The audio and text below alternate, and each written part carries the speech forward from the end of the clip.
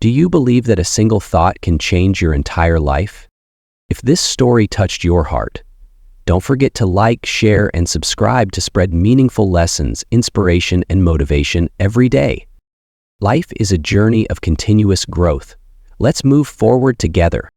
Hit the notification bell so you never miss our best stories. The train station was bustling with life, a sea of people rushing past each other like waves that never stopped. The station announcements echoed through the air, signaling the arrival of another train, but no one truly paid attention. Everyone was focused on their own destinations, their busy schedules, and the endless stream of thoughts running through their minds. In a quiet corner near an old lamppost, a ragged man sat silently with an empty bowl placed in front of him. He did not speak, nor did he hold out his hands to beg. His tired eyes occasionally glanced at the polished shoes that passed him by, quick, hurried, indifferent.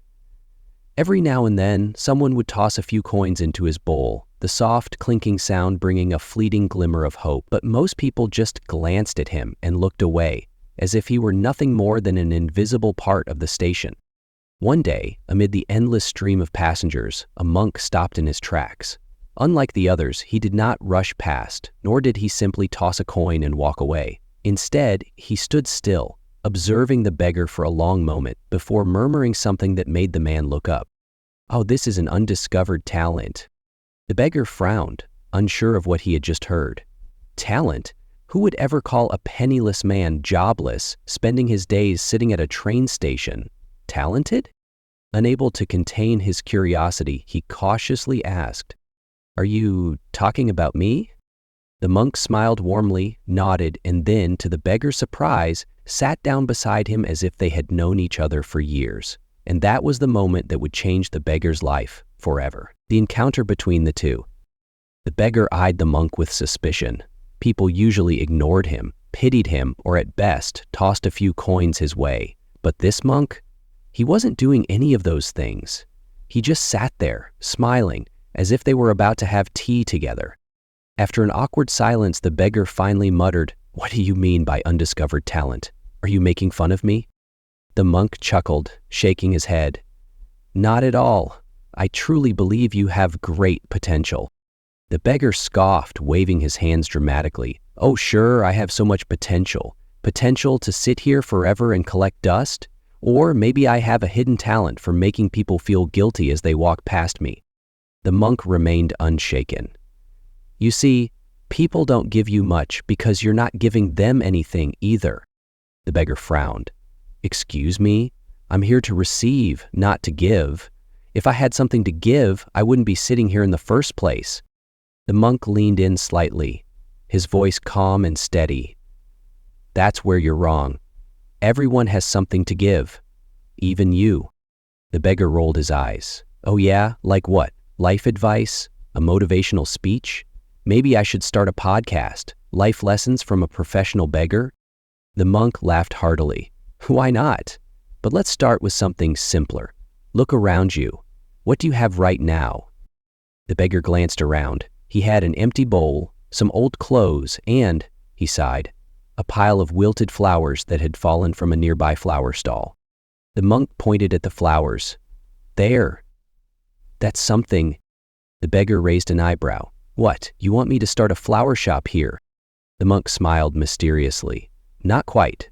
But what if, instead of just receiving, you also gave something back? Even if it's just a small gesture, it could change everything."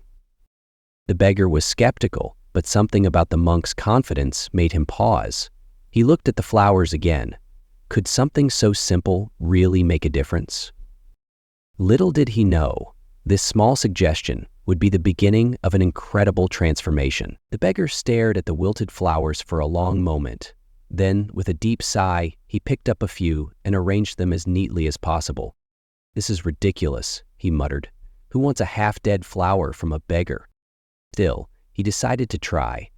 The next person who dropped a coin into his bowl, a woman in a hurry, was startled when he held out a flower to her. "Ah, what is this?" she asked. "A thank you gift," the beggar said, forcing a smile. The woman hesitated, but then took the flower, her lips curling into a small smile. "Well, that's..." Different, thank you. She dropped another coin into his bowl before walking away. The beggar blinked. Wait, did I just make a tip? Encouraged, he kept going. Every time someone gave him money, he handed them a flower in return.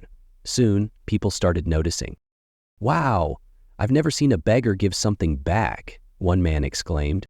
Oh, how sweet. I'll take one for my daughter, another woman beamed. As the days passed, his earnings increased.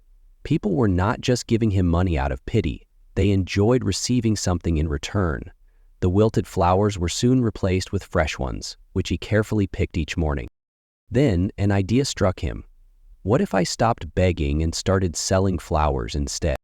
With the small amount he had saved, he bought a batch of fresh flowers from a local vendor. Instead of waiting for people to drop coins, he approached them with a confident smile. Would you like to buy a flower to brighten your day? He asked. Surprisingly, many people agreed. Some even said they admired his determination.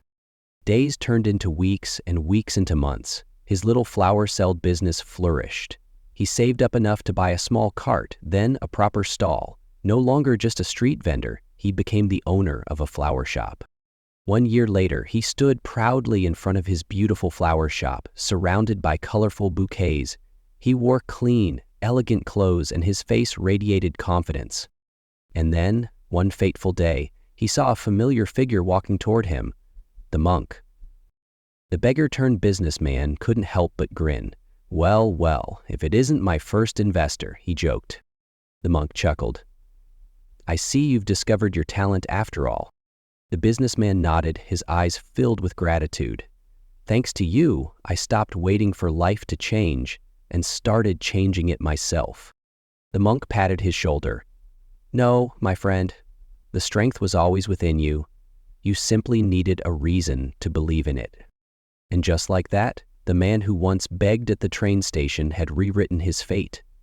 One flower at a time, one bright morning, as the businessman adjusted a bouquet in his elegant flower shop, a familiar figure approached.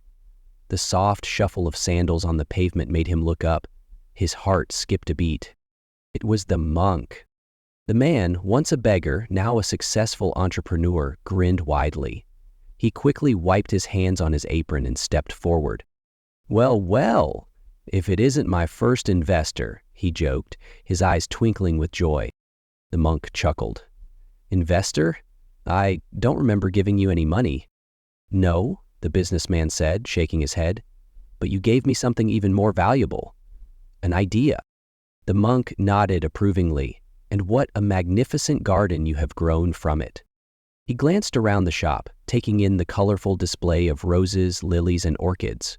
Customers browsed happily, the sweet scent of flowers filling the air. It was a stark contrast to the empty bowl and wilted flowers of the past. The businessman gestured for the monk to sit and poured him a cup of tea. Do you know what's funny? He asked. At first, I thought you were just another wise old man speaking in riddles. I almost ignored your advice. The monk sipped his tea, smiling. That's the thing about wisdom. It only works if you choose to use it. The businessman laughed. Well, you were right about one thing. I had something to give all along. I just didn't realize it. The monk set his cup down gently. So, tell me, now that you have found success, what will you do next? The businessman paused. He had been so focused on building his shop, he hadn't thought about what came next. After a moment, he grinned. I think I'll help others bloom just like you helped me. The monk smiled, his eyes shining with approval. The two sat there, sipping tea, surrounded by the fragrance of fresh flowers. One man who had once been lost, and another who had simply pointed him in the right direction. Little did they know, this was just the beginning of a new journey. As the monk finished his tea, he placed the cup down gently and looked at the businessman with a knowing smile. So, my friend, what has this journey taught you? He asked. The businessman leaned back, gazing at his flower shop, the bustling customers, and the vibrant bouquets that once seemed like an impossible dream. I've learned that life doesn't change just because we wish it to. It changes when we take action. He paused, then chuckled. And apparently a single flower can be more powerful than 1,000 words. The monk nodded. Indeed. When you stopped waiting and started giving, life responded. You didn't just sell flowers. You shared joy, and that made all the difference. The businessman smiled, but then his expression turned serious. But what if I had ignored your advice? What if I had dismissed you like just another passerby? The monk shrugged. Then perhaps you would still be sitting at that train station, waiting for change to come from someone else's hands. The businessman exhaled deeply, realizing the truth in those words. He looked at the monk with gratitude. I won't stop here. I want to help others like you helped me. Maybe I could hire people who are struggling, give them a chance to start fresh. The monk's eyes twinkled. A noble idea. When we rise, we should lift others with us. That is how we truly grow. The businessman clasped his hands together, determination shining in his eyes. Then that will be my next journey. The monk stood up, adjusting his robe. Very well, he said with a warm smile. Remember, life is like a river. It never stops flowing. As long as you keep moving forward, you will always find new paths to explore. The businessman bowed deeply. Thank you for showing me the way. The monk simply chuckled. I only showed you the door. You were the one who walked through it. With that, the monk turned and walked away, disappearing into the bustling streets. The businessman watched him go, then turned back to his shop, feeling lighter than ever. He wasn't just a man who sold flowers anymore. He was someone who had discovered the power of giving, of changing, of growing. And that, he knew, was the most valuable lesson of all. Moral of the story, life doesn't change until you do. Start giving, start moving, and the world will open up in ways you never imagined. Would you like an epilogue where he helps someone else, creating a cycle of kindness?